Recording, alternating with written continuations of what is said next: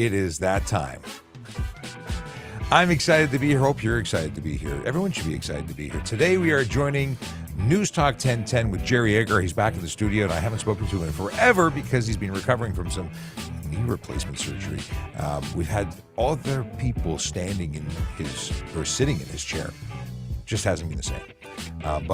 Yeah, we're doing that. If you want to phone into the show, 416-872-1010, text 71010. We're doing the show for 30 minutes roughly with them, and then we will pop back. Actually, nothing changes for you if you're watching on our social media platforms. We will be here until 11 o'clock. So bring your traffic and police questions. You can throw them into the chat, and our producer, the lovely and talented Mrs. Shap is my producer today. We are currently broadcasting on TikTok, YouTube, Twitch, LinkedIn, Facebook, Instagram, Twitter. We're on. Well, I got to change that icon. We're not really doing the Discord thing, but we are on Kick, which is the icon that you replace it. Anyway, in just about 2 minutes, Jerry will join us. We'll do that thing live. You're welcome to call in. If you can pass the producer's test and get a question through. But we'll obviously take questions from TikTok and everywhere else. So, yeah, that's a thing. Good morning to Roger, who comes in from TikTok. And we've got Tim Shallow, good morning, who says, good morning, Sean. We have Good Morrow coming in from Syracuse, New York today. Syracuse, New York. Chase is just all over the place. Chase is on the case, but all over the place. Yes. And then, yeah, I'm excited to be here. It is one of those things. I got a notification by email from Apple that September 12th, which is a bittersweet day because it happens to be the day that Andrew Hong was killed last year, and that's a hard day to deal with. But there's also Apple making announcements of new iPhones and technology, so I will have to use retail therapy to deal with that day and buy a new iPhone. That's probably what it is. Good morning to Inspector Gurr. Jack Gurr is coming in from LinkedIn. Good morning. Good morning. Yeah, we're doing stuff and things, talking about traffic, safety, traffic law, and police stuff. My name is Sean Shapiro. I'm a police officer with the Toronto Police Service, and this is what I do. It's what I do. It's part of Coming up, 10 seconds. Stand by. 10 seconds. Here we go.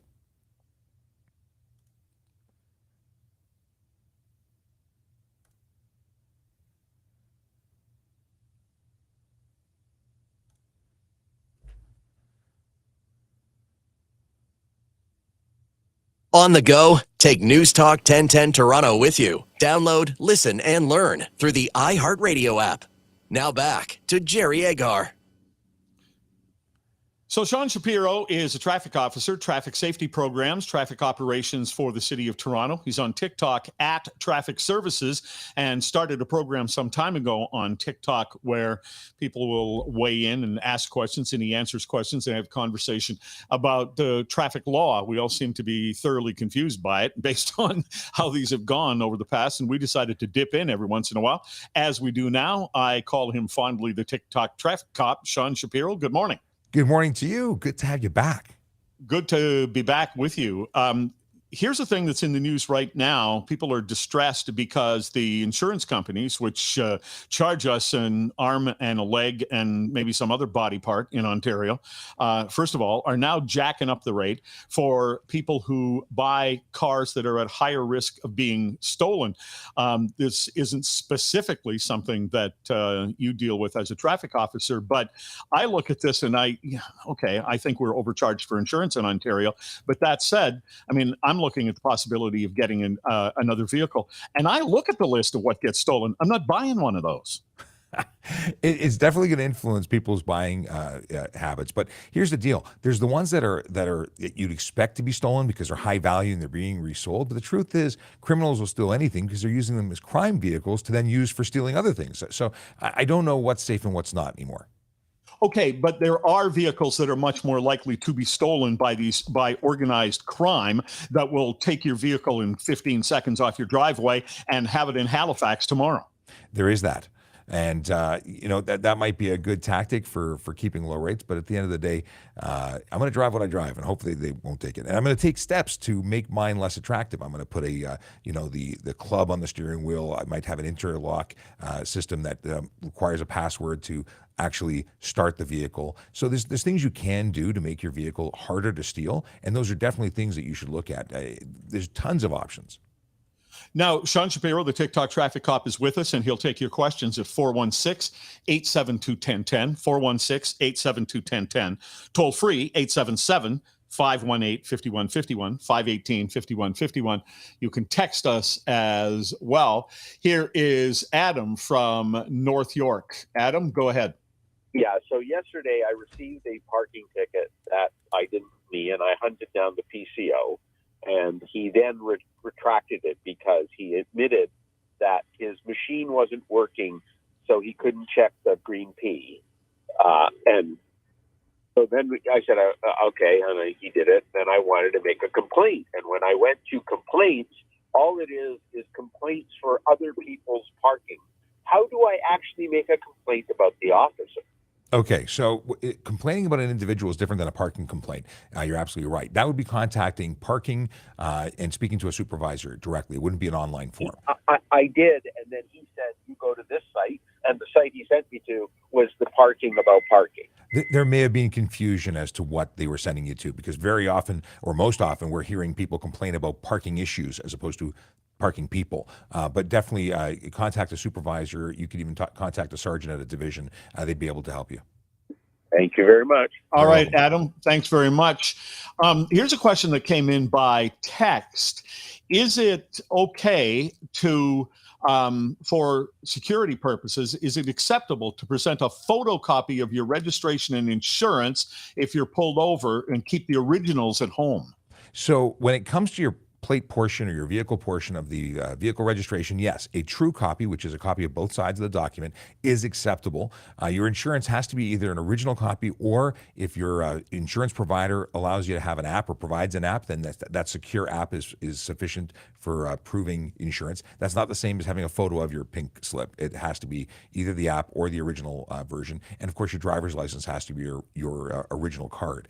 Now, I don't leave anything in my car. I don't want someone to break into my car and have my home address on it, so I choose to have everything in my wallet, and then I just have to make sure I keep my wallet with me. But whichever way you go, photocopy of your ownership will work. All right, here is Andrew from downtown. Hey, good morning. Good morning. Good morning. Go ahead. I was driving along Dundas Street East. I want to turn right down a little side street where I live, and the bicycle squeezes between me and the curb, and then starts getting road rage because I almost cut him off. And I apologized, and he went about his day. But I'm curious, who's at fault there? Is he allowed to pass me between my car and the curb if I'm turning right, or should he have stopped and let me turn, or pass me on my left-hand side? So I'm not familiar with the area. I can't visualize it. Is there a bicycle lane there at all? No, it's just one lane each way going down Dundas. So technically, if you're passing a bicycle, you have to give them a meter's worth of room. When you're making, but if they're passing you on the right, they're doing something risky. They're not specifically supposed to be doing that, although they're not prohibited from doing it either.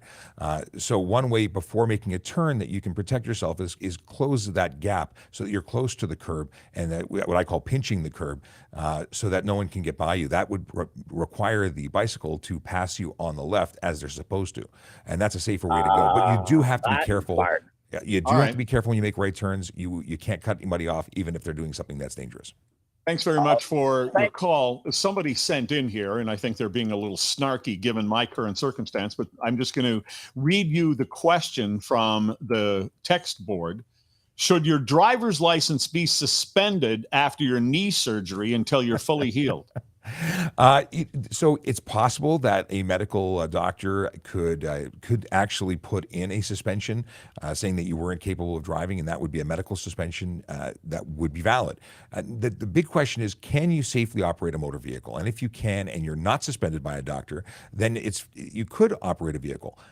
That being said, if you were found to be incapable because something was happening, you were pulled over and investigated, and it came through that there was a problem, that could definitely not go well for you. Well, I brought this up yesterday, actually, at physio. And what the therapist said was, and the therapist knows what my situation is at the moment because they're watching me do the exercises. And my therapist said, why don't you just like drive around the neighborhood carefully for a little bit, make sure you're okay. And at some point, actually affect a sudden stop just to make sure you can slam on the brakes. Yeah. And which I thought was good advice. And whenever I mentioned the motorcycle to them, they'd like pretty much pass out. Yes. By the way, I'm selling my motorcycle. Oh, are you? Yeah, I'm taking a break from motorcycling, possibly until my kids graduate. But right. the deal is that if you can safely operate it, and you're the one to judge that at this point, because there's no suspension governing it for you, as long as you can do it safely, you're okay. All right. Here is Dave from Belleville. Dave, go ahead. Good morning. My question is, if I caught someone stealing my car in the middle of the night and I effectively neutralize the person, could I be charged? And I'm not talking about killing the person, just taking them down. So this is a complicated question because you're allowed to use force to some degree to protect your self, life of another, and so on. You can, on your own property, effect an arrest, and that was better with some training and understanding of the law, because you can arrest someone with a citizen's arrest for an indictable offense, and stealing a vehicle would qualify. The problem gets into, are you going to get hurt? Could you be hurt? If you hurt them and you go too far, are you criminally responsible for your excess use of force? And you are. So it's one of those things that I would probably suggest against doing that unless you were very capable. And I would call police and take direction from them. That's what we're here for. We respond to these calls. Yeah, but wait a minute, Sean. He doesn't have time to call the police and have a conversation while the person's in the process of stealing his property. Well, I appreciate that, but if that person turns around and stabs, shoots, injures you, you're going to have bigger problems. And that this is about stuff versus your safety. You're putting yourself in a serious problem potential where you could be seriously hurt or worse. And at that point, it was stuff that you'd be injured for. And so I wouldn't suggest engaging, but some people, that's what you do. And you have to be, again, responsible for, and you're held responsible criminally for any excess use of force. All right. Thanks for the question. Between a baseball bat and a air taser. Yeah, well, tasers are prohibited. You can't use those. You'd be charged for that. A baseball bat would be excessive use. You'd be using a weapon against someone who hasn't presented one. That would not be something you should be doing. This is why I kind of like Texas, Sean. I appreciate that too. Yeah, all right. And I do, but our laws don't support it. Yeah, I know. Coming up, we'll continue. If you got a question, give us a call on the iHeartRadio Talk Network. So that was 9:45. News Talk 1010, time saver traffic. Well, still this long-standing. I'm just. Oh, there we are, back in mute. Yeah, I wasn't ready for that. But yeah, self-defense laws are about protecting ourselves, not our stuff. And I'll give you a great example. I lived in Florida for a period of time, and I took a concealed weapons course, and that is to allow you to carry a firearm. And the instructor, who was a sheriff, talked about scenarios. Now, I'm in a room of civilians, and they are all being asked this question. Someone's stealing your car. You have a concealed weapons permit. Can you shoot them? And people are saying, yeah, absolutely. I'm going to protect. No, you can't. So even in Florida, you can't shoot the person stealing your car. So when can you shoot the person? Well, if they're being aggressive to you, if they're coming out to attack you. One example that they gave was, if you're sitting watching TV and someone walks in your front door, picks up your TV, and starts to take it, can you shoot them? In Florida, the answer is no. You can't, at least at the time that I was, maybe they've changed laws. I can't speak to the current law, but this is quite some time ago. So can you shoot them? And the answer is no. So they changed the scenario. They said, okay, the TV is now raised above the thief's head in their hands, and they're threatening to throw the TV at you. Okay, then you can shoot them. So there's very specific scenarios when force is permissible, even in the United States, which, Jerry was talking about Texas, but very different set of circumstances. If you're watching and you don't know who I am, my name is Sean Shapiro. I'm a police officer with the Toronto Police Service here in Toronto, Ontario, Canada, not Texas and not Florida. And we're talking about traffic safety, traffic law, and police stuff. We're joining Jerry Agar on News Talk 1010 live. We're currently on a commercial break, but we'll be back and we'll be taking more of your questions from either the phone or text. If you're phoning in, it's 416-872-1010. If it's text, it's 71010. And of course, I have questions that are coming in through TikTok and through Instagram, on all the platforms we're currently broadcasting in. And if Jerry says, hey, what's going on TikTok, we'll take one of those questions. And if not, we will be getting to your questions at 10 o'clock because we continue this live stream right until 11 a.m., answering your traffic and police questions because that's why we're here. It's a show that's for you to help you understand Ontario traffic laws, safety in general. And it's what I do. I'm a police officer who works in traffic. Let's have a look at who's here. Tracy, good morning. I saw your name. We've got Chowdhury has a question. Okay, I'm going to flag a couple of things that we can talk about. I guess that was Chowdhury's question there. Okay, got a bunch of questions. I'm going to flag them so we have them in the queue. Awesome. All right, we have that question is ready to go. 12 new questions here. Trump is in here. That's impressive. If someone's username is Trump, I'm assuming it's not actually President Trump, but you know. Let's see here. Vera, what does Vera want to know? Cool, we'll get to that. So Tracy's here. Is Emma here? I got to get my hellos in before we come back from break. James, good morning to you. R, Liam, Siggy, Elements, Cindy. I see all these names coming up. And of course, News Talk will probably give me a 30-second warning when we come back or before we come back so I can be ready. I was talking about this earlier before we went on air, but who's an Apple user, who's an Android user, who's watching? I want to know who's excited about the announcement coming up with Apple because I'm a techie, geeky person and I like it. So I have an Apple, but that doesn't, like I have a current iPhone, but I want like the newer one. Apparently there's going to be an iPhone Ultra coming out. That's the rumor. Calm Down wants to know what the Sunshine List is. What's Sunshine List? Coming up 20 seconds. 20 seconds, thank you. We're getting ready to go back on the air. We'll come back and talk about other stuff and things right after the segment.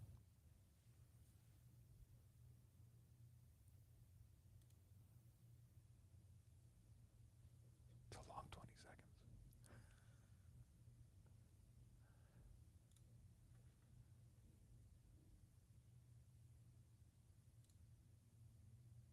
Jerry Agar continues. Good to have you along, and Sean Shapiro's here from Traffic Safety Programs, Traffic Operations for the City of Toronto. He's on TikTok pretty much every day answering traffic questions. The handle is @TrafficServices. We dip into that show every once in a while, and I call Sean Shapiro the TikTok traffic cop. But Sean, in Wasaga Beach this Labor Day weekend, they're worried about some of these illegal car rallies that pop up. So modified vehicles are not permitted to enter Wasaga Beach this Labor Day weekend. How do the cops monitor something like that, or how do they administer it? Because what's the definition of a modified vehicle? Well, it's interesting you bring that up. I'm aware that they've brought out a bylaw to bring in more police and emergency services and basically crack down on this. I'm not sure exactly what they're using there, but ultimately, if a vehicle is modified illegally, because modifying doesn't necessarily mean illegal, and I'm sure that's not what they're talking about. But vehicles that are lowered, have modified exhausts that are loud, have improper tires, vehicles that are generally engaged in stunting. That's what they're looking for, and they're going to be enforcing the Highway Traffic Act, I imagine, to not only prevent them from coming in, but likely taking them off the road because many of them are unsafe and illegal for the road altogether. Oh, I see. So, in fact, if you were doing everything on the up and up with a vehicle like that, and there was an actual legal event for these kinds of cars, you would have to trailer it there. If you were taking a vehicle that wasn't street legal, and you would have to trailer it there, and then I don't think they'd have an ability to stop you from bringing it in because it's your stuff. The problem is when you take these illegal vehicles and drive them on the road, that's when you're committing an offense. If you have a question for Sean Shapiro regarding traffic issues, 416-872-1010, toll free 877-518-5151. and text me at 71010. A G1 motorist on Highway 10 got charged with driving too slow. It freaked some people out, Sean. Oh, we got dangerous speeders out there. What are you going after this person for? Driving too slow is against the law. It is. Unnecessary slow driving is the charge. And it's when you're impeding traffic and you're creating a hazard by driving slow unnecessarily. And it confuses people because if it's raining and the speed limit's 100 and you're doing 90 or 80, that's not necessarily unreasonable. It might be driving for the road conditions. But when you're driving 40 in a 100, and I don't know what the speed was, but that would be dangerous. And that's where drivers like this get pulled over and charged. But one thing in that article is that it was a G1 driver who was being supervised by another driver who was not qualified to supervise them. So they were illegally behind the wheel, and they were on a road that they weren't allowed to be on because you can't be on the highway with a G1 at all unless you have a licensed driving instructor with you. So, that comes with increased consequences. And oddly enough, somebody was just asking, what will happen if I get caught driving with a G1 alone? And it comes with a $110 ticket, but it also comes with a 30-day suspension if it's their first time on conviction. Okay, somebody just wrote in a follow-up question here by text. How low is too low for a modified car? Low to the ground for lowering. So there are maximums and minimums for clearance of the vehicle. But when police pull you over, we're looking for contact rub with the tires and the frame or tires and body. People are taking vehicles that have millions of dollars of R&D to make them comfortable and work the way they're designed to. And then what they do is they chop the frame or the springs, they lower the vehicle, and they basically have it run like crap. It is counterintuitive. They're making the vehicle less good. Low rider. When going through an intersection, this person writes, will I get a ticket for completing a left-hand turn on a red light, even when the alternative would be to being stuck in the intersection? So if you entered the intersection legally, while it was green, or if you were unable to stop in time, you entered it on a yellow, you're required, once it goes red, to clear the intersection. So you're not running it at that point, you're in the way, and you have to clear it. And if you fail to do that, you could actually be charged. Okay, well, what I do, and I think what most people do, is there's no turn lane or light, or the turn light has run out. I'm the next vehicle, and I can pull ahead without blocking the flow of traffic coming my way. I'm actually in the intersection, but I'm not blocking anybody, but I'm sitting there waiting for the light to change so that the traffic coming toward me stops, and then I complete the turn, the left-hand turn. That's legal, isn't it? I'm trying to frame this. So you've entered the intersection on the green? Yes. And then you're just waiting until you, as long as if it changes while you're already in the intersection, you're just obligated to exit it. And if you don't, you could be blocking the box. You could be running into problems. But once it turns red and then there's room, you still have time to get out before you're responsible for anything. All right. Here's Mike. Mike, go ahead with your question. Hi there. I have an acquaintance who was given a speeding ticket for 117 kilometers in, I believe it was an 80. Is the officer required to present like a printout or something of the radar as proof? No. The officer has observations of the what they saw and that they recorded and confirmed things. Whatever their evidence is, it may not have been a radar device that they used. It could have been pacing. So there's no receipt or proof required for court. Okay. All right, thank you. Thank you very much. Good to have you. Here is Sarah in East York. Hi there. Just wondering, can you turn left onto a one-way street on a red? So if you are on a one-way street and you're turning onto yet another one-way street, that is the only time in Ontario that you can make a left on a red. You still have to come to a complete stop, and you have to ensure that there's no sign prohibiting it. And of course, it has to be safe to do so. Okay. All right. Thanks very much for your call. Now, somebody just wrote in, I don't know if this is your purview, but why is car insurance mandatory? It's because you're putting people at risk when you're out on the road, and I guess the government has decided that we need to make sure that the people that you may hurt are protected. It's that liability thing. If you hit a pedestrian and you're uninsured, that pedestrian's in a big trouble. They'll have to sue you, and that we need to get them those benefits immediately to care for them. So this is assumption, of course, but that's what I believe it is. There are places where you don't have to have insurance, and that's a bad place to be driving. Well, I've lived in quite a number of jurisdictions in both Canada and the United States, and I know that in some jurisdictions I was offered the opportunity to, it was mandatory to have liability insurance for the reason that you're talking about. If I hit somebody, then I have to be able to provide them compensation for their vehicle, for their injury, that sort of thing. However, I didn't have to buy insurance on damage to my own vehicle. If I wanted to take that chance and either have it written off or pay for it myself or whatever, that was up to me, because that's my responsibility for myself. And that's the same here. You don't have to have the comprehensive insurance. You can have liability only. And with older vehicles, for instance, my motorcycle, it's not worth fixing based on the insurance if it gets ruined. So I have liability only. Is it illegal? Yeah, we get this question from time to time. Is it illegal to flash your headlights at oncoming cars to warn of a speed trap? I say morally it's incorrect thing to do. Yeah, but that's not what they're asking. I understand. But technically it's improper use of your headlights. You're failing to use your low beam, and you could be blinding other drivers. So technically, yes, you could get a ticket for it. Are there times when you're doing it for the right reasons and officers wouldn't charge you for it?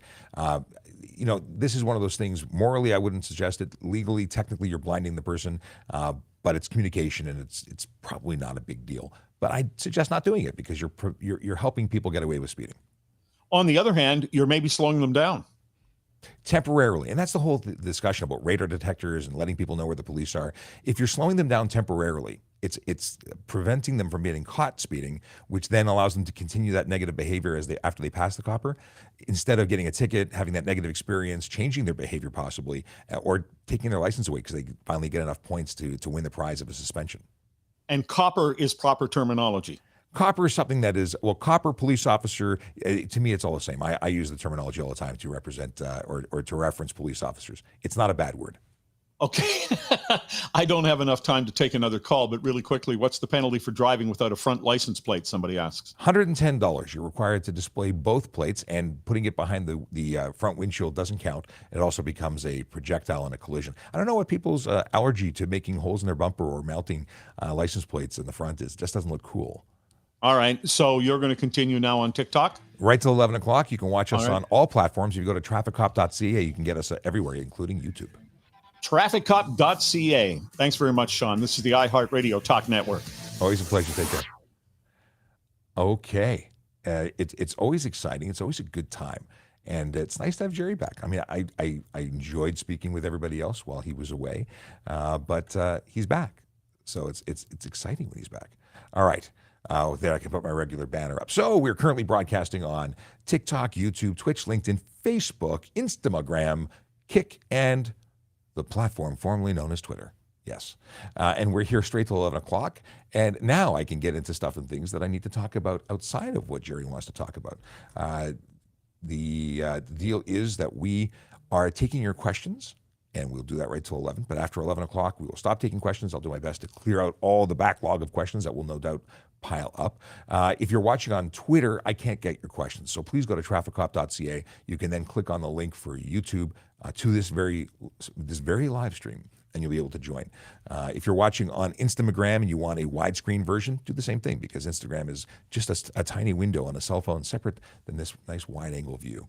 One day, I predict that Instagram will finally wake up and give me access to the RTMP stream, and that will allow me to have the same feed everywhere. But until that time, we're stuck with what we're stuck with.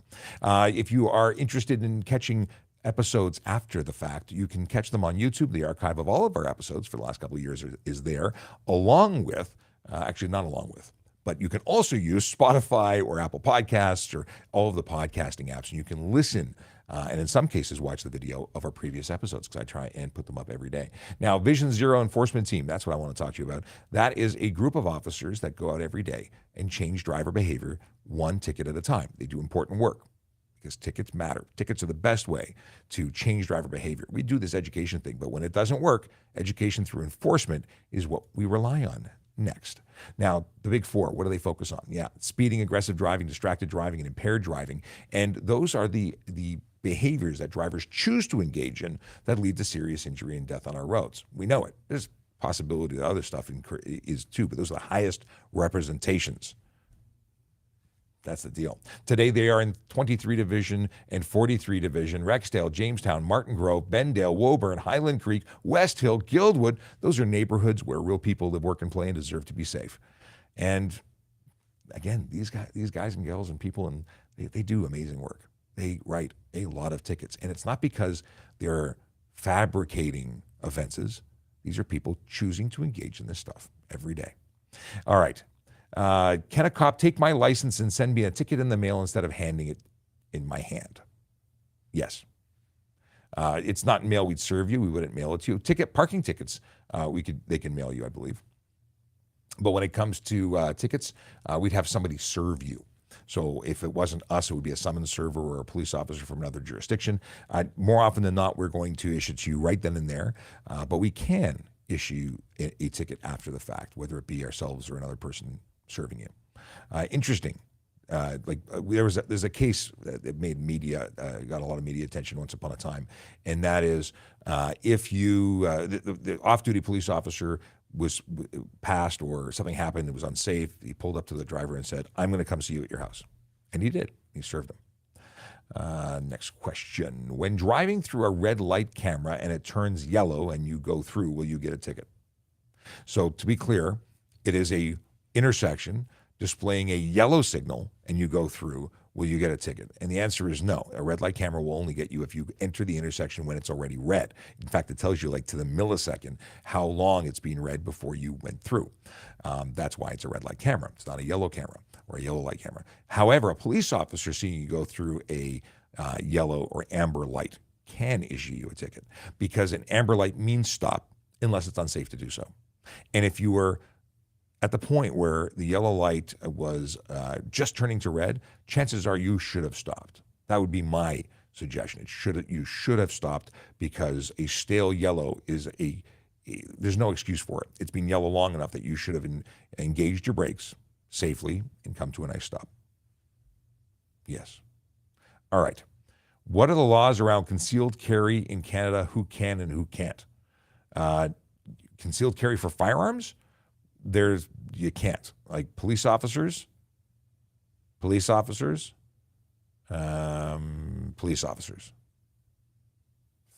I don't think there's anybody else who can carry. There were at one point like 9 people, federal judges that were issued because of specific threats. There were some people who got permits, but I think there was 9 in Ontario, and that was probably 20 years ago, and I don't think they issued them or have been issuing them.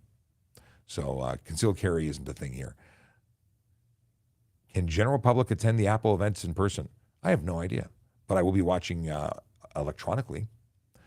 I started talking about this on the air, but I want to really go into some more detail because I didn't with Jerry. So what will happen if I get caught driving with a G1 alone? And the deal is, as a G1 driver, you cannot operate a motor vehicle alone, period. You're not licensed. You have a learner's permit that requires you to be supervised by a qualified G. That person must have 4 years experience in any combination with G2 and G. So if you had a year as a G2 and 3 years as a G, that works. But you need to have the freckles on your license, your driver's license. And thanks to Michael, by the way, for creating that wonderful terminology. Freckles, I love it. That's what the 4 dots vertically arranged to the left of your mini-me photo, which is in the bottom right-hand corner of your driver's license. That is the clear indicator that you are a qualified supervisor. If you don't have it, don't drive because you may not actually be qualified. Because if you're suspended at any time, that time doesn't count for your 4 years. So rather than guessing that you're qualified, make sure you know, because the person you're supervising, they're going to get a ticket and suspensions, but I'll talk about that after I take a sip. So, on conviction of the $110 ticket, you also get a 30-day suspension on your first conviction of driving G1 unaccompanied. Now, somebody wants to call me, and I'm not going to answer. If you are convicted a second time of the same offense, you get a 90-day suspension. If you're convicted a third time for the same offense, you are kicked out of the graduated licensing program, and all that time you spent, 8 months, 9 months towards getting your G2, gone. You lose all money towards the licensing program and all time and experience. You start again at 0. You have to reapply. In addition, the person who lent you the vehicle or allowed you to drive in contravention of your condition gets a ticket under the Highway Traffic Act. If they say, I never said, I didn't let them drive, they took the keys without my permission, take vehicle without consent, and it's a criminal charge. So this could spiral into not such great stuff for you very quickly. All right. I pressed the button and I pressed the wrong button. So here we go. I got a parking ticket, but plate number has one wrong number. What should I do? Were you the person? Was it you who was there? Was it the correct? You can choose to fight anything. However, that may not be a fatal flaw because there's photos. They take photos when they take, tickets now, and there's likely supporting evidence that would allow the justice of the peace to amend the ticket there. It might be a fatal flaw, may not. It's entirely up to you. If you believe you've got a reason to get out of that ticket based on that error, you can try your luck. But it is one of those things that if you knew you parked illegally, my preference and suggestion would be pay the ticket. Don't waste the court's time. It's taxpayer money you are wasting for your, by challenging it. And that's a technicality. That's not you were innocent. It wasn't you and you got it in the mail. That's what I'm getting from your question. That you were there, but there was a boo-boo. But follow up with them and see what they say. You have the right to challenge things. I like PC and Android. Yes, Akela is a PC and Android person. It might be one of the very few people I still talk to, despite them not being an Apple user. I'm kidding, of course. I'm not really kidding. I don't understand Android. I dislike it. I was issued an Android device when I first got a connected phone, and I subconsciously started leaving it places, like at home. I hated it. I'm just an Apple guy. What can I say? What is a quick way to check tire depth? This is tread depth. I'm unsure if I need to replace mine. Look for wear bars. That is a really easy way without getting a tool. There are tools. There are there's companies give it away for free. Let's see here. Tire wear bar. Let me get you a picture to show you what a wear bar looks like. Boom, boom, boom. What is a good example? Can I see it in this picture? All right, here we go. Tire wear bar. This is Google. Thanks to Google for sharing this with me. These are wear bars. Can I zoom in for you? That's useless. I wanted to, there we go, bigger. Is it not showing, why is it not showing bigger for you? I see it bigger on my screen. Well, that's useless. Okay. Escape. Where's my undo? Junk. All right. Those bars where the arrows are wear bars, and those are basically an indicator that when you hit that, you've gone way, way beyond what you should. But they're an indicator to give you an idea when it's getting close. If it's bald, if they're matching, you're absolutely at the unsafe.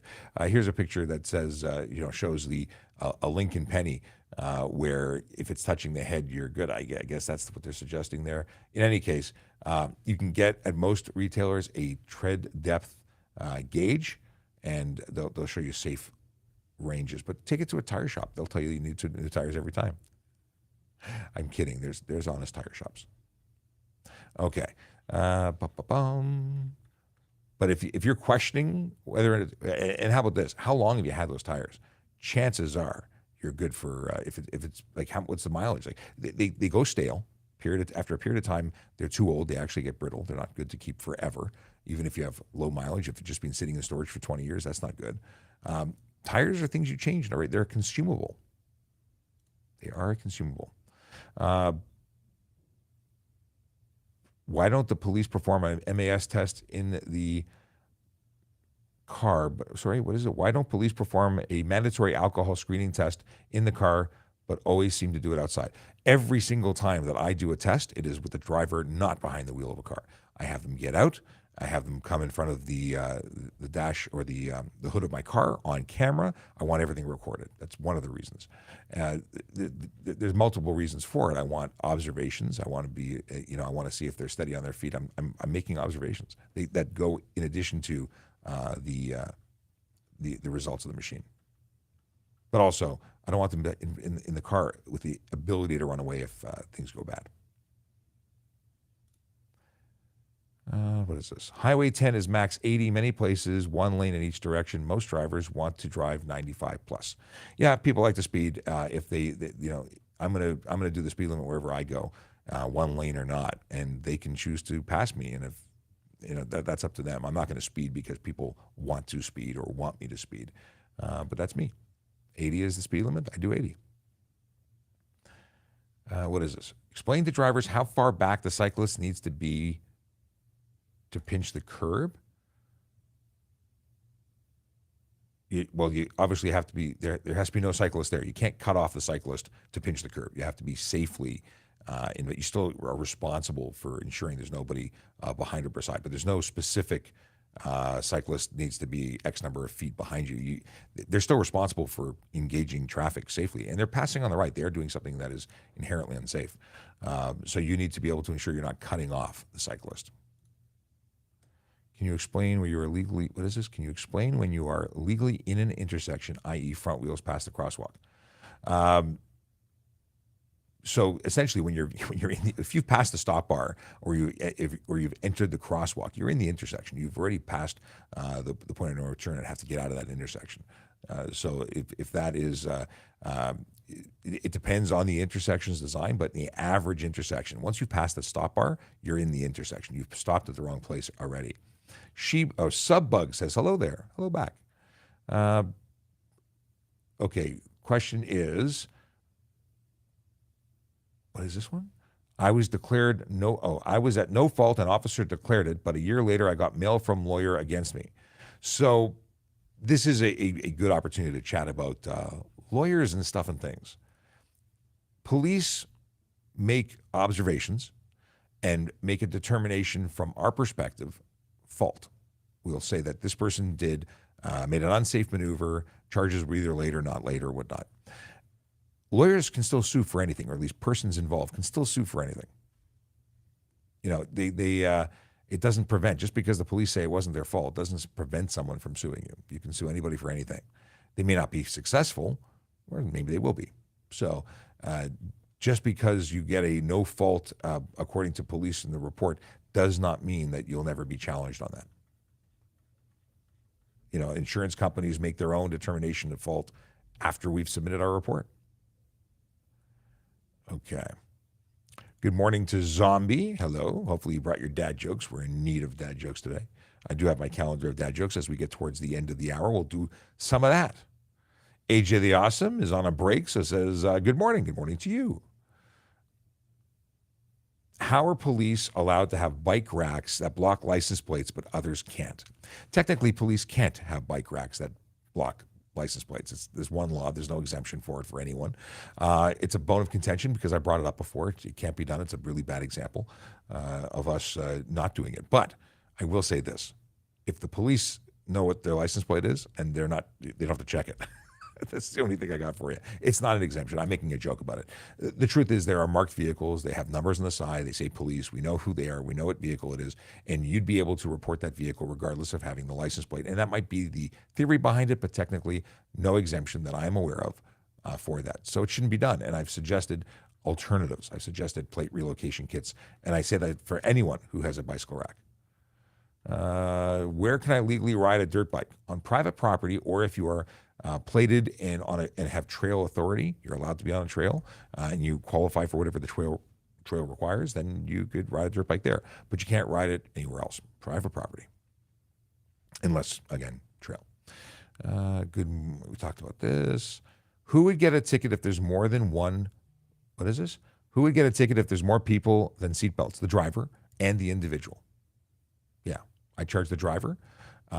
And well, actually, it depends at what age the driver, the passenger is. So under 16, the individual is going to, the driver is going to get all tickets, and for the over 16, the individual gets. I'm confusing myself. Under 16 child driver gets a ticket for no seatbelt. But you're talking about driving with more passengers than seatbelts, and I want to say that there's a charge for that. Let me look up seatbelts. Seatbelts. Drive with seatbelt removed. Drive with seatbelt unoperated. Driver failed to wear seatbelt. Passenger failed to occupy a position. Drive with passenger under 16 failed to occupy position with seatbelt. So it looks like it's just going to be the individual who'll get the ticket. That being said, no one's driving my car without seatbelts. I will not move it. right? It doesn't matter adult or not. I don't need you becoming a projectile in my car and hurting me, nor do I need to have the PTSD of you dying in my car when I could have been like saying no. But yeah, there you go. Host one. Okay, the question is, why did you stop recording the intro? Time. It's something that it's a nice to have. I'd like to do it. I will do it again, I'm sure. But very busy in the office, and thus I've not had time to do the warm and fuzzy 2-minute intro that I will one day do again. And maybe it'll be one of those things where I record it today for tomorrow. I got stuff and things to do when I'm not doing this. But I appreciate the question. It's a good question. Radic wants to know what in my opinion, what features should I look for when buying an in-dash camera? Dash cameras are great. I have one. I personally believe front and rear-facing camera is a minimum, as opposed to not. My first dash cam was a front only, and I really regretted not having a rear camera. And it's amazing what I catch on my rear camera. And I was rear-ended just before I installed my camera that was sitting on the dining room table for a month, and I was just too lazy and I got rear-ended. But yeah, I want that coverage. I want the highest resolution I can get for the money. Personally, not everybody cares, but I have a 4K camera in the front, and I still can't read license plates sometimes. So the better the resolution, the better the low light sensitivity. That's important. I like Wi-Fi. I have Wi-Fi functionality in mine. It allows me to download the video. So when I'm safely stopped, I can hit a button, my Wi-Fi kicks on. I can use an app on my phone to download it instantly and turn it into a TikTok video. But for anyone, it's easier than having to take the SIM card or the memory card out, drop it into a computer, download it later. So that's a thing. What else? There's options for radar. I don't have radar in mine, which means that when someone walks up, it starts recording as an incident. I think that's a cool feature. Maybe I'll buy that, but I haven't bought it yet. It's an add-on.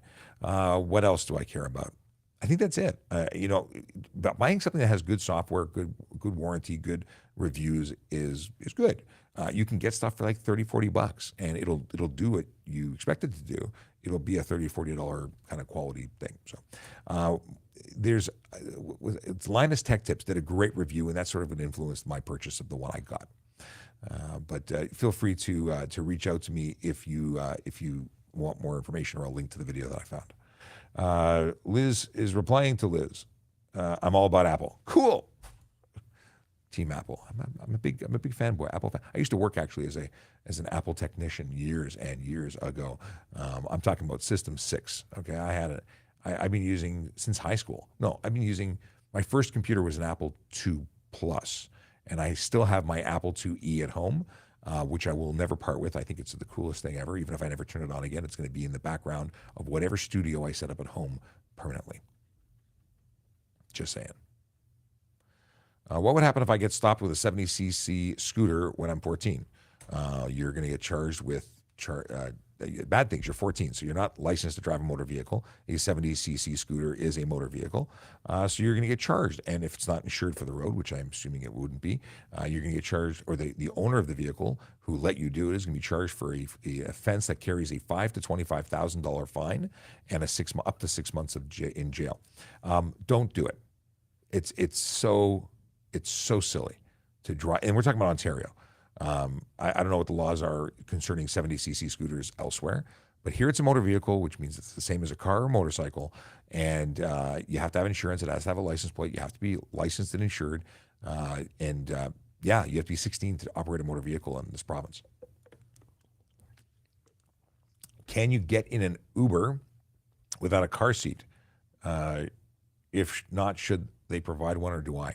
You cannot get into an Uber. There's no exemption for children to be transported in an Uber without a child passenger safety restraint. Now, it just so happens that today I'm recording a podcast at noon. I don't think we're going to do it live, but we're going to record a podcast at noon with Erin, a friend of mine, not Erin Urquhart, a different Erin. She is a CPST, child passenger safety technician. She installs car seats.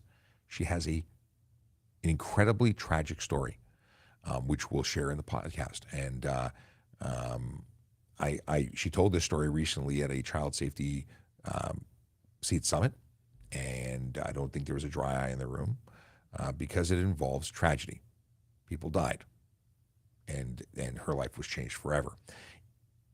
Do not get into a car with a child that needs a passenger seat, a safety seat, without one. Now, taxis and buses are exempt. It doesn't mean they're safe. Ubers are not exempt, and it's still not safe, and the driver can be charged. And yeah, so tune into the podcast. It's TPS Traffic Jam. It'll probably be edited and be ready to go the Friday. So if you're interested in child passenger safety because you love your children, listen to the story that Aaron has to share. Okay. Don't get into Ubers for those children. I don't know if I said it enough. Yeah. Zombie uses an Android. Oh, that's okay. We can still be friends because you have good dad jokes. Is there any laws on the height of a CB antenna on my car? I am not aware of any rules or laws about CB antenna heights. I wish I could tell you, but I don't actually know. But there's a place called Radio World in Toronto, south side of Steeles near the 400. They do. That's their thing. They're all about amateur radios, and that's where I would go if I was buying one. And they sell antennas, and I think I need a new antenna for my CB if I actually take it out of the box. I bought one like 20 years ago. It's still in the box. Realistic. Back when Radio Shack was a thing. There's different types of, there's whip antennas, and then there are antennas that have coils that allow it to be shorter but still have the effective length of anyway. I'm not a radio guy that knows everything about them. They are radio people who know everything about them. Where do I check the status of challenging ticket? Contact the courts, depending on what court you're contacting. If it's City of Toronto, if you go to toronto.ca, I think it is, go there and you can make contact with courts.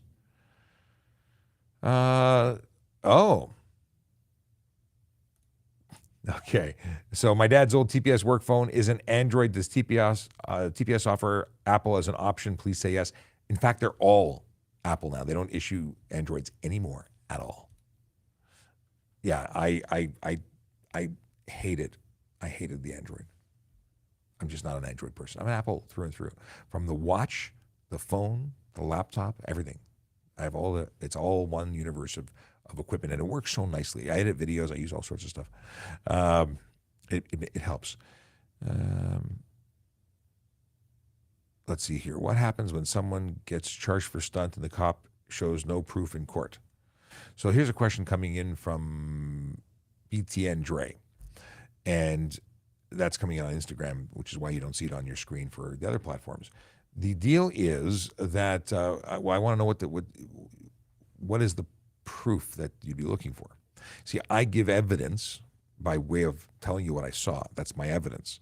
So the court is going to hear evidence from me in chief when I testify as to what I saw. There's no evidence. You don't necessarily need video evidence, although now with body cams and in-car cameras, that's usually available. But yeah, if they can't make their case through articulating their observations or providing some kind of evidence, as you say, then that's it.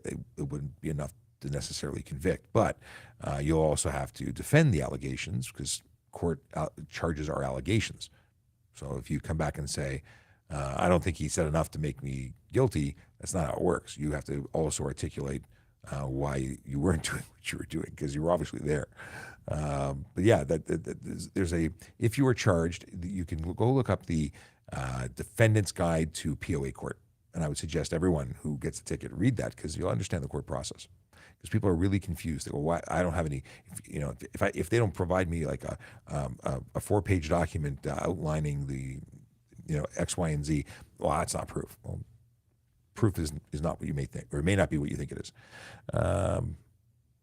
Thin White Line Interceptor asks, is the left lane considered the passing lane in all multi-lane roads? 6 lanes, a section of so a left lane isn't a passing lane per se. It is what we call the passing lane. But the fact is that you should be staying to the right if you are not, if you're going slower traffic to the right. That's just the rules everywhere. Passing lane, fast lane, that's what we call it, but it's not an actual legal title. Okay. scrolling back. I got a whole bunch of questions to flag, and then we can get back into answering the questions you have. If you're watching and you don't know who I am, my name is Sean Shapiro. I'm a police officer with the Toronto Police Service, and I talk about traffic safety, traffic law, and police stuff all the time. It's kind of my thing. Now, I am currently broadcasting on multiple channels, and then these episodes are also available for replay after the fact. And there's lots of good stuff here. So if you are really, really bored, you can watch them all. But we do this live Monday to Friday from 10 to 11. Now, this Friday, we won't be doing it, but I should have an episode of TPS Traffic Jam, which is our podcast. Different than the replays of this event, we have the TPS Traffic Jam podcast, which is actually interview style stuff where I talk to someone about different things. The most recent episode that's currently up is about Drive Festival, which is coming up real soon in September. And it is it's a major car lover awesome event where you can go fun for the whole family. It's at the Canadian Tire Motorsports Park. And check it out at, drivefestival.com, I believe. Yeah, definitely worth looking at. And you can watch our episode on YouTube. And I think, it went everywhere. But it's easiest to find on YouTube. How do you get to us? Go to youtube.trafficcop.ca. That's the easy way to get to our channel. All right. Trying to find where I left off. Looking. Crosswalks. What's this? We talked about that.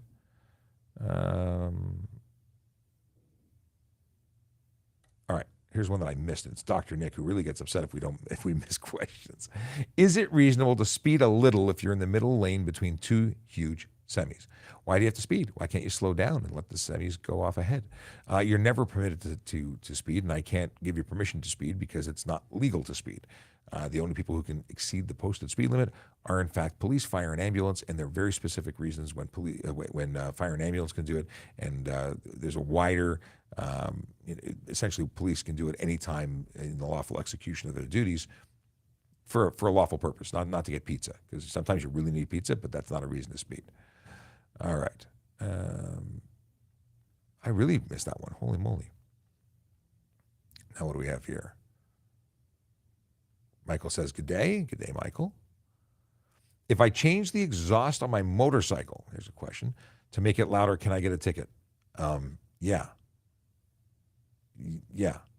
Motorcycles are generally loud enough. In fact, all vehicles that have stock pipes are pretty much the way they are in order to pass the law and make them legal for sale. When you start putting other stuff on to make them higher performance, freer breathing, possibly louder, you are running the risk of making them no longer legal and creating unnecessary noise.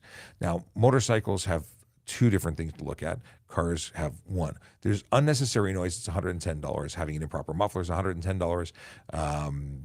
Having no muffler, $110, I believe.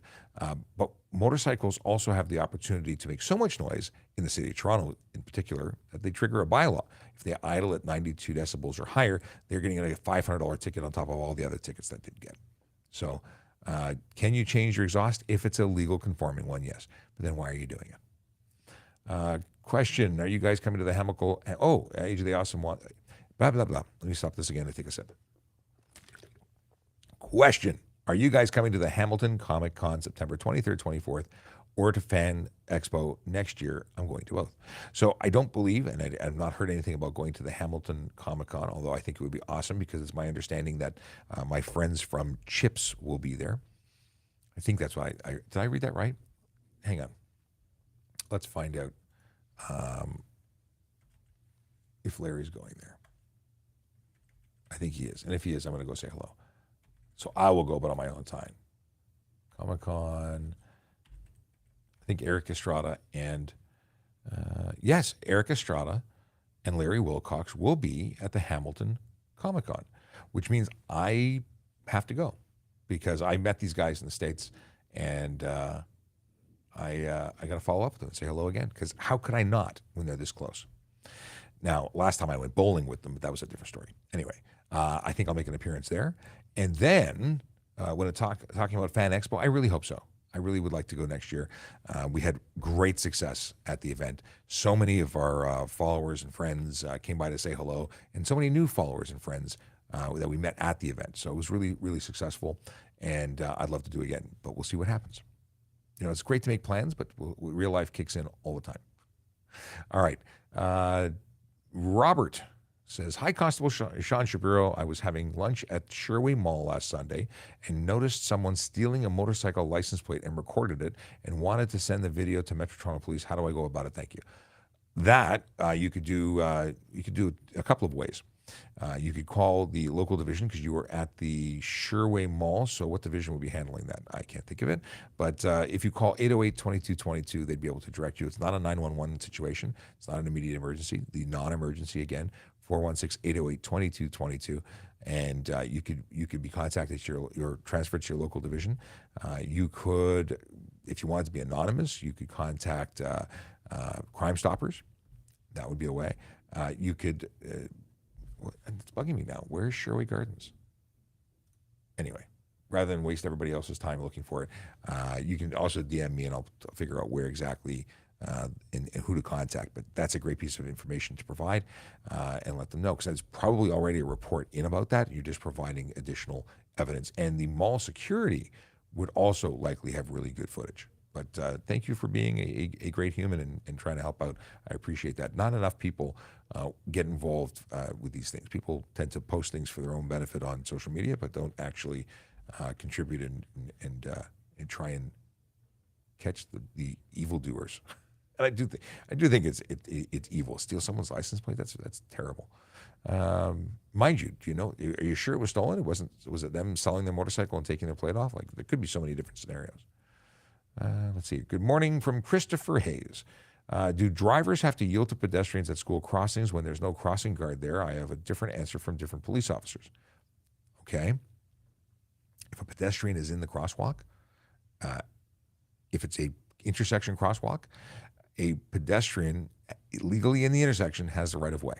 Once they're there legally, they have the right of way. Now, if you're already midway through your turn or driving through the intersection, they can't step out in front of you. That's they have a responsibility as well. But if they're on the road, you have to yield. You have to wait. Now, if there's no crossing guard present, as soon as they pass your half of the road, where you're no longer interfering with them, you can proceed. However, if there is a crossing guard present, you must wait until all pedestrians are completely off the road. If it's a pedestrian crossover, which is different than a crosswalk at an intersection, doesn't matter if there's a pedestrian or a crossing guard present or not, you cannot move until all pedestrians are off the road.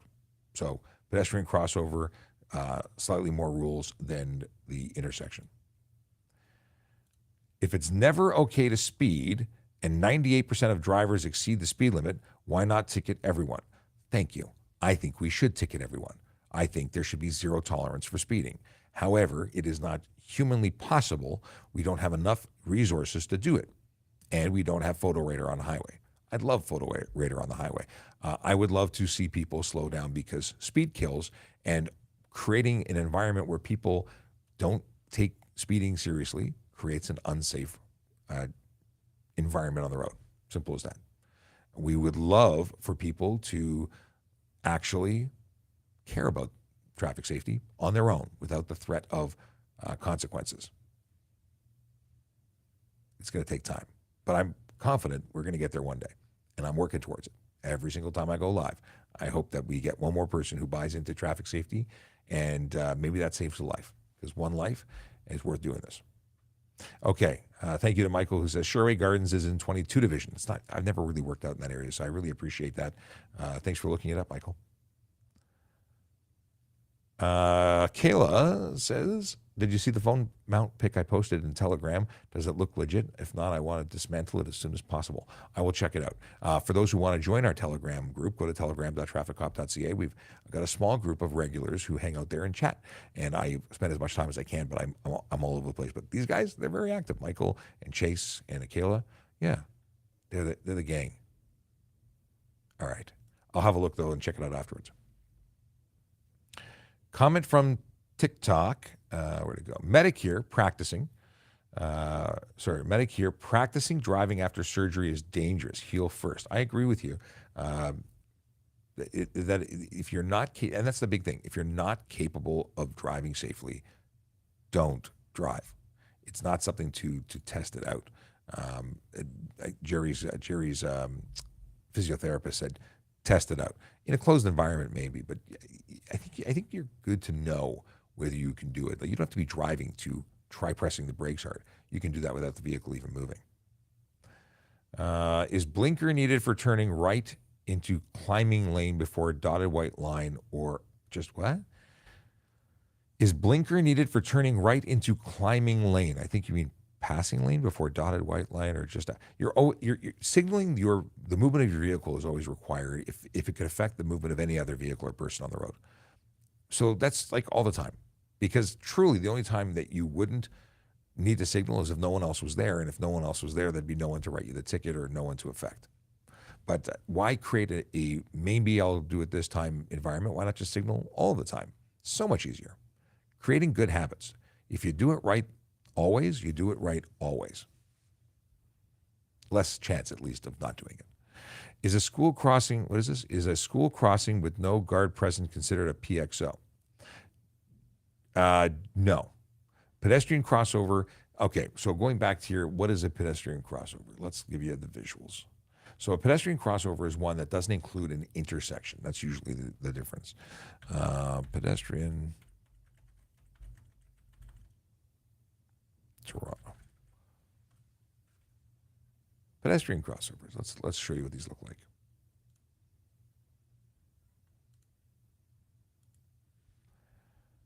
All right.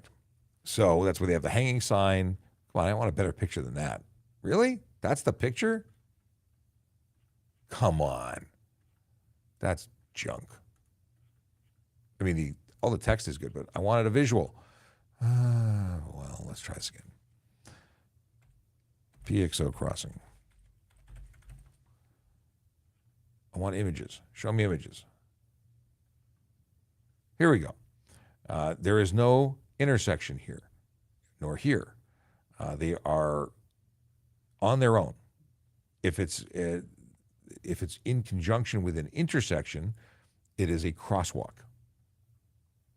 So there's a difference. See all these signs and lights and whatnot, those are pedestrian crossovers. And they're marked pedestrian crossover and have the flashing lights. Those are other indicators, clues.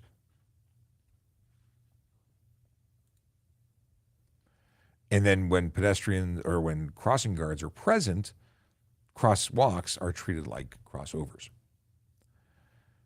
Okay, what's the question? What's this question? Do you pull over for an emergency vehicle coming the opposite way if there is a concrete median? I got that message. Thanks, Mrs. Shapp. Let's see here.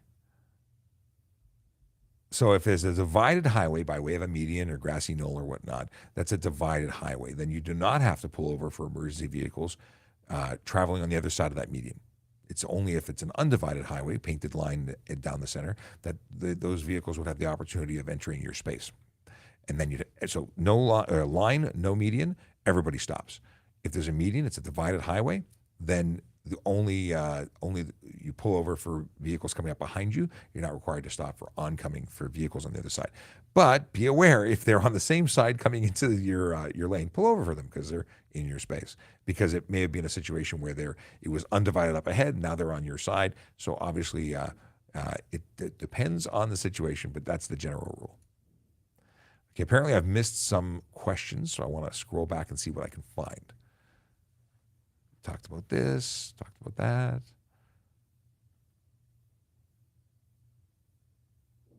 Oh, okay. This was a comment that I missed from AJ. I went to the expo as part of the MTF TAC team. I wanted to see you guys, but forgot. What's the MTF TAC team? Because I don't know. Okay, Michael's... So I said Dr. Nick gets mad when I don't answer them in order I miss them. He says, I don't get mad. I just like the show going smooth and everything getting answered. You're absolutely right. I appreciate you, man. And I was just poking fun. I was. Let's see here. No kidding. Chase has episodes from last January downloaded to listen on the road. That's awesome. Driving our viewership up. Okay. Okay, what is this? You said, okay, where to go?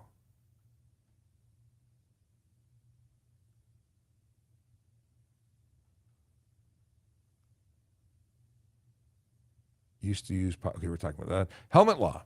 Here's one. Smoking, there's another one. Okay, I found the ones that I missed.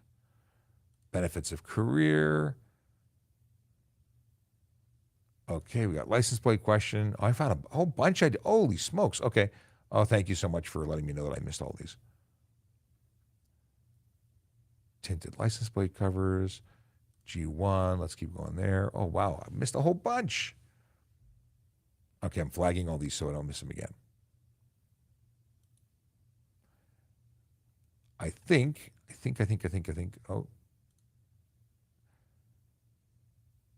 Okay.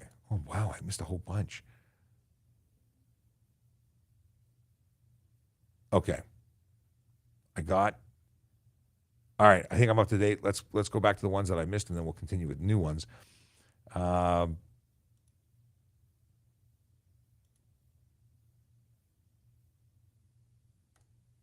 Okay. Sean seems to use an application on phone to look up legislation and fines, not e-laws. Is this app available to the public? Yes, it is. The one I use requires a subscription, but it is entirely available to all. And it's available, the one I'm using is called Shield Basic Ontario. And it doesn't just pull up traffic laws, it's everything. I mean, Aggregate Resources Act, Canada Evidence Act, Canley Case Law, Cannabis Act. It's alphabetical, by the way. Charter of Rights and Freedoms, Child, Youth and Service. It's everything here. Criminal Code, Highway Traffic Act, Police Services Act, Public Lands Act. I've skipped a bunch of them. Safe Streets Act, Smoke Free Ontario Act. It's all there. And you can do it. And then, of course, it's got this great calculator for determining how much your ticket's going to be based on the wheel of justice speed calculator. Yeah, that's the thing. Fantastic. I think it's like $10 a year. I buy it 3 years at a time. I use them, and they're worthy of subscription because they do good work. That's how I look at it. Question: is it allowed to go over the posted speed limit when driving a passing lane, which I come across every day? No, we talked about that earlier, but that it is not legal ever to go faster. Smoking, is smoking considered distracted driving? Not in Ontario. I can't speak for other provinces. I understand drinking water in some provinces is distracted driving. Makes no sense to me. Smoking is illegal if you have passengers under the age of 16 in the car. You can be charged for that. But if your smoking was somehow preventing you from safely operating your motor vehicle, maybe you dropped the cigarette in your lap and you're trying to put out the fire that you've just created, smoking bad. But that could be careless driving, or would be careless driving. Can you tell me the benefits of a police career? Tell me the benefits of a police, aside from rewarding work. I think a great schedule. I used to love shift work. I loved having days off when everyone else had to work, because then it was like having a city to yourself, being a tourist. Like, we work 7 days on, I don't, but normal people work, more normal police officers who are on the road work 7 days on, 7 days off in Toronto, or 4 days on, 4 days off in York Region. And every 7 days to have a 7-day stretch, that's like working 50% of the year and knowing that you're always going to have time off to go to the movies at lunch. I mean, come on, what could be better than that? Now, I say this because I like it. That's not for everybody. I now work a Monday to Friday shift. I have my weekends off, which most people say, wow, that's great. And I'm like, oh my God, I can only go to Costco when 9 million people go to Costco. So I like being up when nobody else is. When it comes to other benefits, there's actually great pay and great benefits, and pension and health coverage and life insurance. There's tons of great stuff. But that's benefits on top of the fact that the job is amazing and it's rewarding work, because you get to help people every day. That's really the reward. And if you're doing it for all the benefits and not the actual work thing, well, then it's the wrong reason. Don't be a cop because you get paid well. Don't be a cop because you get your teeth cleaned. Okay. Can you put your front plate on the windshield, or does it have to be on the front bumper? Front of the vehicle, front bumper, front grille. It could be a tow hook adapter. Those are fine. Not on your front windshield. Not anywhere inside your vehicle, behind glass, where it becomes a projectile. It's dangerous. Don't do that. Is it illegal for someone in the 401 to prevent people from passing in the left lane going 100? 100 if the 100 is the speed limit, technically they're doing the right thing. Passing is only required to pass someone going under the speed limit. So this is where myself and many other police officers disagree, because the argument for ticketing someone who's a left lane camper who's doing the speed limit is because speeders are creating an unsafe, or the person following the law at 100 is creating an unsafe environment for speeders who are breaking the law to pass them on the right and be unsafe. And I agree that because they're there, the speeder who's breaking the law now, in order to continue speeding, passes on the right. I will always charge the speeder. Always.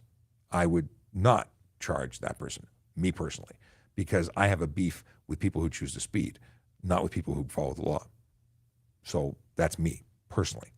But if we want to be outside of my personal beliefs and say that the safest place for someone who's doing the speed limit is in the right lane, because that's where the slowest traffic is going to be, then yeah, stay to the right, because OPP and some police officers will write you a ticket for doing that, for doing the speed limit. Just saying. So unnecessary slow driving is a charge, and slower traffic not staying to the right. But the wording is such that it says the normal traffic speed. Like if you read the law about staying out of the left lane, it's about the normal traffic, and speeding is not normal because it's not legal. So anyway, we can go circular about this all the time. I have a problem with speeders because speed kills. Where can I ride my 6,000 watt e-bike? On your private property, unless you can get it qualified as a motor vehicle for the purposes of street use, and then you can get it plated and insured and all that jazz. But a 6,000 kilowatt e-bike is a motorcycle. So it's not an e-bike at all.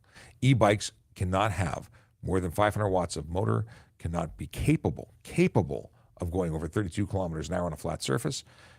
Your 6,000 kilowatt e-bike will get you thousands and thousands and thousands of dollars of fines. And we're seeing that more and more. Finally, more officers are getting educated. We're talking about things on a regular, all about the ins and outs. And yeah, don't expect to get away with it. People have been getting away with it for a long time. We've been seeing motorcycles masked as e-bikes on our roads, and people doing 60, 80, 100 kilometers on them. They're clearly motorcycles. Tinted license plate cover, legal or not? No license plate cover is legal. In fact, license plate frames aren't legal. You can't put anything on your plate. Can't be clear, can't be tinted, can't be polarized, can't be like nothing at all. Raw plate bolted to your car, that's the only way to do it legally. Even a license plate frame that covers the edges, illegal. Now, are we focused? Are we spending our days and our nights worrying about people with license plate frames? No.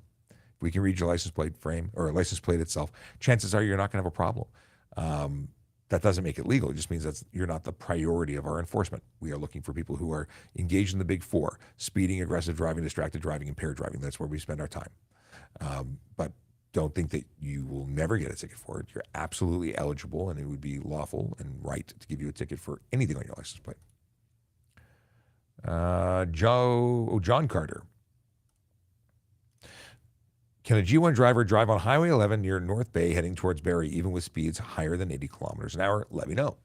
So if you go to the handbook, if you look online, you will actually see that there are a number of exemptions for speeds or highways that exceed the speed limit permitted, because they're the only roads in and out of certain communities. So roads exempt G1. So let's see here. Yeah, I have a link to this. If you go to trafficcop.ca, and I'll show you where it is in a moment. But I have the driver's handbook available at the click of a button. So where is it? Licensing, applying for a license. Okay. You must not drive on a 400 series highway with a posted speed limit over 80 kilometers an hour. Also, you must not drive on certain high-speed roads, including the QEW, DVP, and Gardner Expressway in the Greater Toronto Area, the EC Row Expressway in Windsor, the Conestoga Parkway in Kitchener-Waterloo. However, if your accompanying driver is a driving instructor, you may drive on any road. Instructor, not mom, dad, cousin, unless they're an actual licensed driver. Oh, I thought there was the actual exemption list here, too. There is a list. Come on.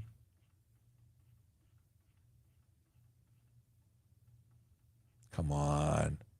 Yeah, I can't find it. There is a list, and I will have to find it for you another time. But there are a number of them, and this may be one of them. Okay. Question. U-turn when someone is making a right turn on red, 2 open lanes, who goes if at the same time? So both have to make sure that it's safe to do so. U-turn is an unsafe turn. Nobody understands what you're doing. You look like you're making a left turn, and then you just never stop making a left turn. So it's kind of reasonable that the person making the right turn turns in front of you. Who's more wrong? Who's more right? Well, the right turn driver is at a red light, has to ensure that it's safe to go before you go. And you, as the U-turn person, has to ensure it's safe to make a U-turn. You're both 50-50, kind of, sort of. And I saw a video on TikTok which may have spawned this question. That is like the right turn person is making a right turn into the curb lane. A person making a left turn would be into the left lane, and they'd never meet. The U-turn person is going wide, and it's a complicated situation. I'm going to say they're both responsible, and there's no good that comes from U-turns. It is the most dangerous turn, even though I've had driving instructors tell me it's not dangerous. I'm like, yeah, but there's so many deaths related to them that it's kind of dangerous. Does dancing count as distracted driving if it helps with ADHD focus? Just dancing, well, but bouncing to the music is not necessarily dancing. If it doesn't interfere with your ability to safely operate your motor vehicle, I'm okay with it. If you're all over the road because your dancing causes the steering wheel to move and now you're over 3 lanes, or even just hitting both lines, like, you're going to get investigated for one. And careless driving could absolutely be the result of that. Not distracted driving, but careless. If a driver receives a speeding ticket in Ottawa, are they able to challenge it in a Toronto court, or must they handle it in the jurisdiction of Ottawa? Where you are charged is where you will be taken to court, and where you will be responsible to testify in the event that you're going to court. So yeah, it's not, you don't change jurisdictions. We don't send you to Toronto or to Ottawa. It's wherever, it doesn't get transferred. It's where you are. Remember, the officer is not going to travel to Toronto to testify against you. You're going to go to where you committed the offense. Yeah. Do cops give consideration of excess speed when passing 20 or 30 miles per hour over the limit? Miles per hour? 20 miles per hour is 32 kilometers. No, you're not allowed. You're in the States, different rules may apply. In Ontario, Canada, there is no exemption for passing to be able to, allowing you to speed. Just isn't a thing. Not a thing. I don't understand the need to go faster. Like, if everyone's doing the speed limit, why are you passing anybody? I know, unpopular, but I drive the speed limit. You should too. Scrolling to find some questions. We're really quickly approaching the 11 o'clock hour, which is where we stop taking questions. Because we will be ending the show, because that's what we do. We do it from 10 to 11. In this case, today we were on with Jerry Agar, News Talk 1010. We started at 9:30, so it's the hour and a half extra large episode, and I love the extra large episode.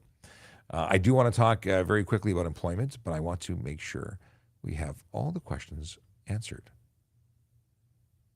Here's someone who's interested in employment. Third-party speed cameras discussion.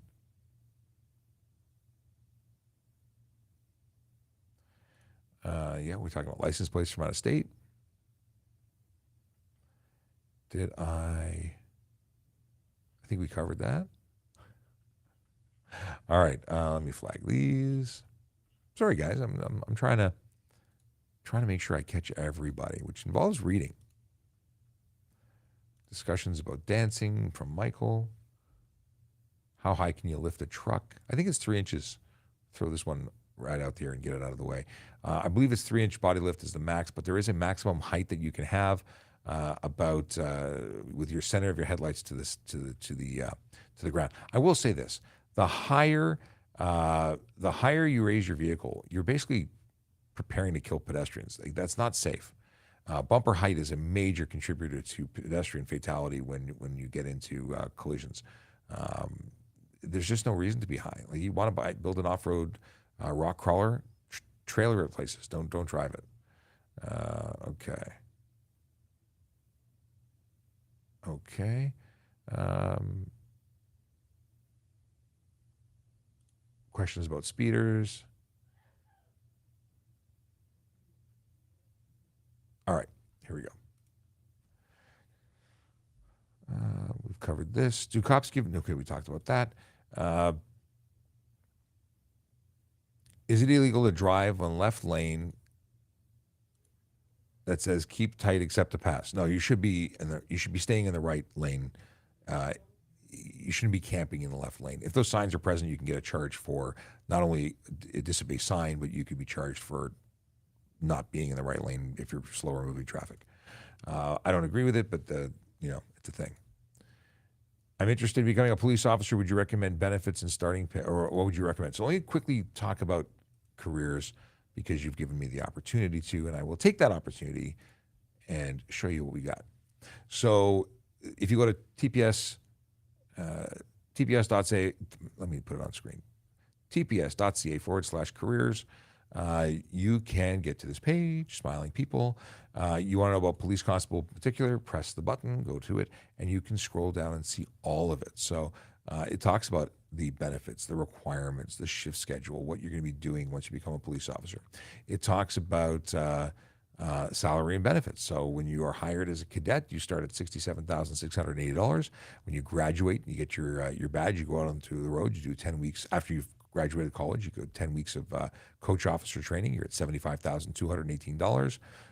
Third class constable, so basically a year and a bit later, you're at 85.9, then 96.7, 107,456 is first class constable. That's after if you've passed all the stages, you would be elevated to that.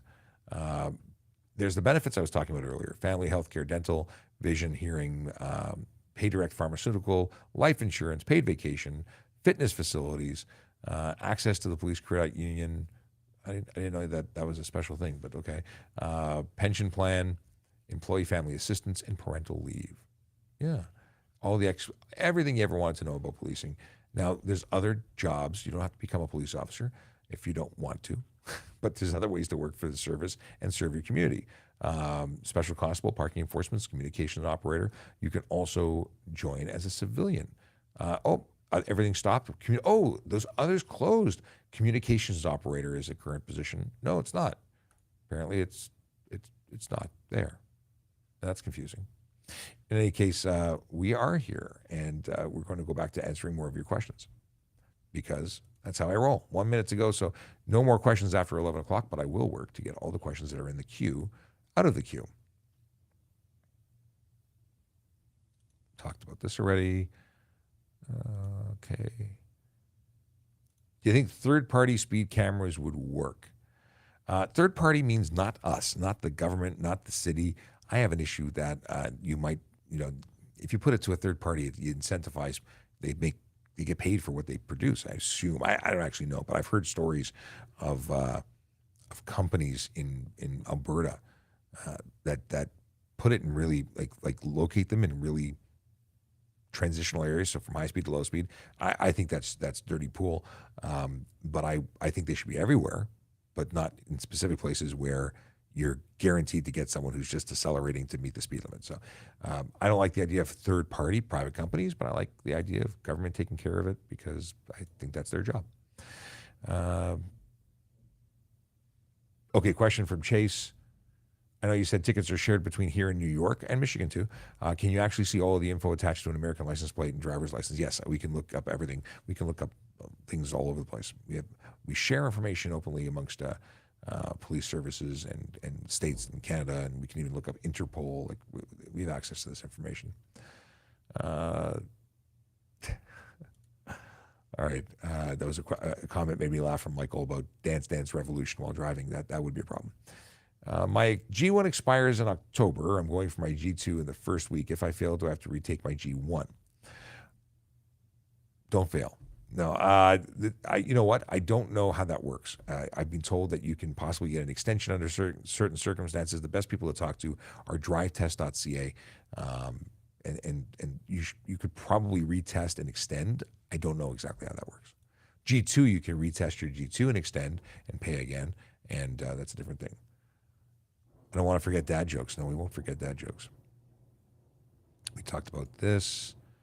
Talked about that. How high can a truck be lifted? Hoist or crane can lift. That's funny. Okay. I have a friend who drives 109 and a 90 and has passed police officers on the highway without tickets. Maybe the officer...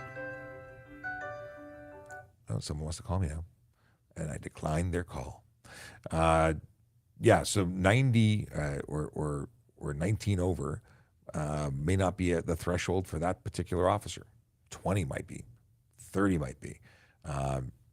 Doesn't make it legal. Still not legal. And back to messages. All right, 11 o'clock, so no more questions. We have a dad joke. And the dad joke is, to whoever stole my antidepressants, I hope you're happy with what you've done. That's good. I like that a lot. It's always about stealing stuff with you, Zombie. Always. Who stole my copy of Microsoft Office? Who stole my? What was the other one? They're great. You've got great dad jokes. What's your source? I want to know. You got good writers. People don't like bending over to get their drinks. We need to raise the bar. That actually wasn't bad. How well did I hang up that picture? I nailed it. That's not bad either. What do you call it when Batman... Oh, okay, it's a bit of a groaner. What do you call it when Batman skips church? Christian Bale.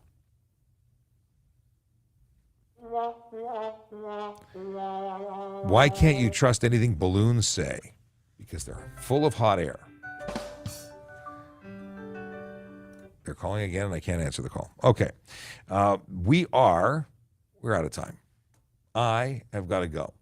If you're looking to find ways of contacting me, want to watch our other platforms, then by all means, go to trafficcop.ca. There's links to everything that we do, and we would love to have you watch us on all our social media platforms. Like, share, subscribe, all that jazz. We do this Monday to Friday. We will not be here this Friday. I'm taking the day off to spend time with family on the last weekday before kids go back to school. And I think it's important. Last day of summer break. So I won't be here Friday. We will have a podcast episode on Friday if all goes well, or maybe I'll just put a rerun up. In any case, there'll be something to watch at 10 o'clock. And I hope you have a fantastic day. Here is the Song of Songs, the traffic song. But we will be back tomorrow, 10 a.m. for your traffic and police question pleasure.